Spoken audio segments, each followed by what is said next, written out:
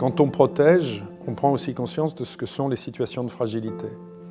Et dans une vie d'homme ou de femme, la fragilité, elle existe dans l'enfance, elle existe avec ce que sont les accidents de la vie, qui peuvent être la maladie ou des accidents d'une autre nature, elle existe aussi en fin de vie, à un moment où voilà, on est en face d'une fin qui est inéluctable et on peut être dans une situation fragile.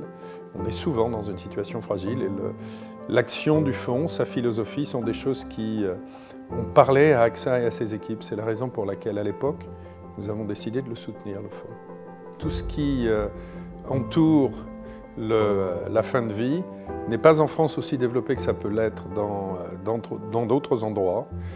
Ensuite, le fonds palliatif a une approche, alors on emploie beaucoup le mot global aujourd'hui, mais complète de ce qui se passe à ce moment-là, de ce qu'est la fragilité des personnes, de ce qu'est quelquefois aussi la fragilité des familles qui les entourent et qui peuvent se trouver très désemparées par rapport à l'ensemble de ces situations.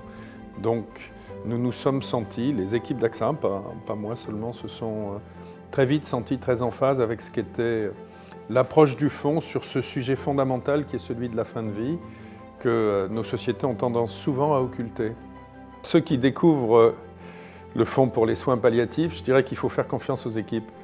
Elles font un travail magnifique, elles accompagnent, elles entourent ceux qui sont dans une situation de fragilité, que ce soit les personnes en fin de vie ou leur famille. Ce travail est essentiel, il est essentiel pour ces familles bien sûr, pour ces personnes, mais il est aussi essentiel pour la stabilité de nos sociétés.